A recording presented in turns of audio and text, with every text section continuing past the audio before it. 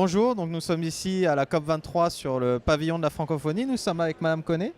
Merci. Alors Madame Koné, est-ce que je peux vous demander tout d'abord de vous présenter, nous parler un peu de votre rôle dans cette COP23 à Bonn? Je suis Mme Kone Bakaïko Alimata de la Côte d'Ivoire. Je suis secrétaire permanente de la Commission nationale du Fonds pour l'environnement mondial, qui est logée au ministère de l'économie et des finances.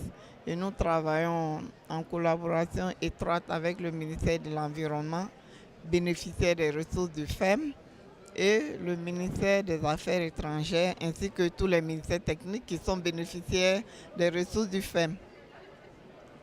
Et à la COP, dans le cadre de la COP 23, la Côte d'Ivoire a décidé de préparer des séances de B2B au sein de son stand. Et donc, en tant que représentant du FEM dans nos pays, je suis le point focal opérationnel du FEM. J'ai déjà reçu 4 groupes de personnes pour leur parler des financements, comment ils peuvent bénéficier des financements du FEM, et pour leur expliquer le cycle des projets du FEM. Et comme vous le savez, le FEM est en train d'évoluer vers le FEM 7. Le FEM fonctionne en cycle de 4 ans. Donc les négociations sont en cours pour la reconstitution des nouvelles ressources. Et dans ce cadre-là, on parle maintenant de programmes d'impact. Et donc, au cours de ces séances de B2B, j'explique aux bénéficiaires des ressources quel va être le contenu de ces programmes d'impact. Ce n'est pas encore figé parce que les négociations ne sont pas terminées, les négociations continuent. Donc voilà un peu ce que je fais au niveau de la COP. Je suis très occupée. Alors, j'imagine, le financement c'est quand même un gros sujet. Juste par rapport justement à ces questions-là, comment vous voyez notamment 2 questions, l'approvisionnement en financement et aussi la facilitation d'accès au financement pour les personnes qui doivent en être bénéficiaires? Est-ce que le FEM justement travaille beaucoup sur ces sujets? Et comment vous voyez à l'avenir l'évolution des fonds du FEM? Est-ce que justement c'est appelé à grossir avec les négociations qui ont lieu en ce moment? Oui, en fait, c'est le souhait des pays africains.